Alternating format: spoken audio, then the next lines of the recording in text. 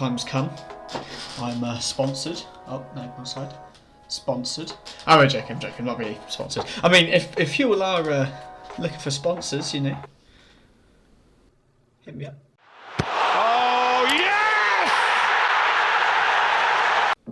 So today I'm going to be rushing through December and January because, well, nothing really happened in December, to be honest. It was just a whole bunch of games, so I figured I'd show you them in double speed, which makes the commentator, which is normally Derek Ray, sound like a chipmunk, so entertaining for me at least. We started with Salford City.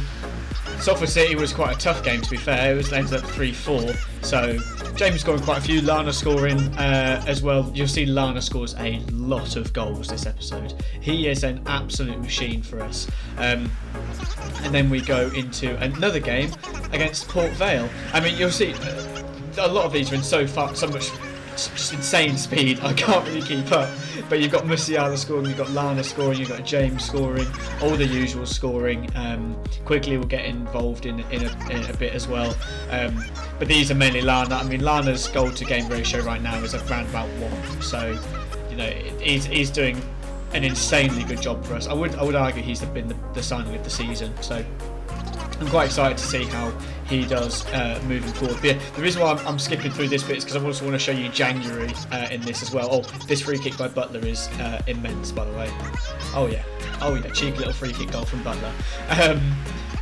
But yeah, anyway, so and Burns gets a goal, which is he doesn't score often, so that's interesting. And we beat Forest Green 3-2. So anyway, that's why I'm showing you guys this in double speed because December was incredibly slow, just not really any good. So yeah, and then January is obviously transfer window's on, so I'll be showing you the transfer window, which there wasn't really a lot going on, to be honest, because we've got all the players we need for now, and we're going to wait to see what happens in the next one, in the next season, for the transfer window to reopen in summer, and then hopefully pick up some half decent players again. And obviously then we'll have the young lads come through from the youth academy, and then we come up against Grimsby. Now, when I was saying about some of the games were quite tight, and there was also that tight game earlier on, this game is the opposite. This game we absolutely destroy Grimsby, even until he gets a goal, like from right back. I don't think he scored for us yet, and then he gets a goal in this game. It's 6-0 at this point, and then we make it 7 towards the end, and oh my goodness me. One thing that I've noticed as well is the potential of these players are actually slowly going up as well. So Dembele, for example, his potential is actually now from 85 to 90, and then I won't spoil it actually, but I pretty much have spoiled it, to be fair.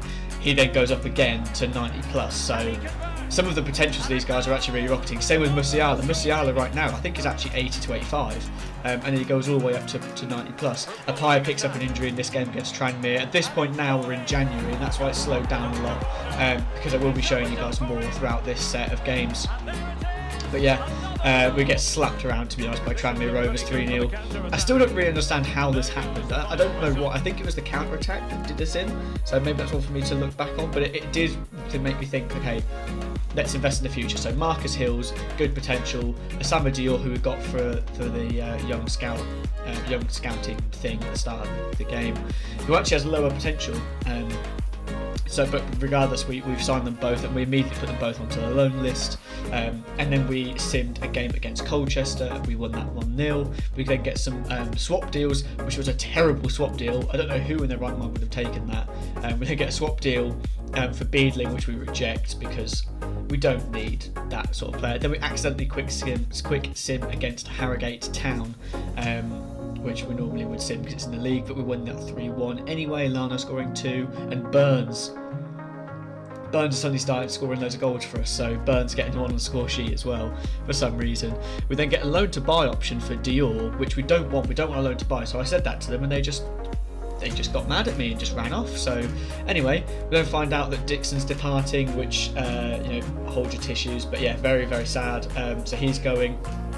We then get another offer for Dior, which actually started off as a loan to buy, but then I delegated it to the assistant, and he then managed to negotiate that into a normal loan. But yeah, so Dixon's leaving. I should, at this point, decide to look for a replacement goalkeeper. There's a bit of foreshadowing for you. But anyway, Dior is going to be departing on loan for 2 years.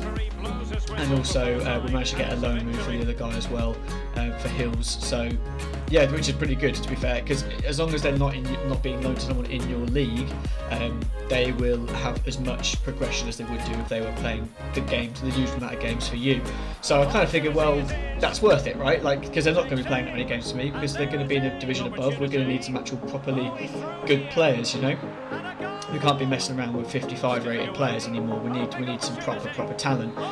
Come up against Southend United, and we win this game 2-1. We were 2-0 up. Musiala, I think, Musiala get both those goals. So Musiala started to score a lot more at this point in the season as well, which is good to see. And then we come against Colchester, who we obviously come up against in the cup earlier on and won 1-0. We got 1-0 in early on into the game with them, but then they equalised just after half time. But then towards the end, we managed to score to make it 2-1. So, you know, Apaya getting the goal this time. So yeah, I mean, we've won again. And you'll notice at this point, well, towards the end I will show you, but we are miles ahead of everyone else, miles ahead of second place. So I started to look at some players that I maybe could sign, but annoyingly again, there's no one to sign. So I can't sign anyone. The only person that I could potentially sign is this guy, Lawrence Gabriel, and we nearly got there, but unfortunately he then didn't want to join us either. So couldn't actually sign anyone.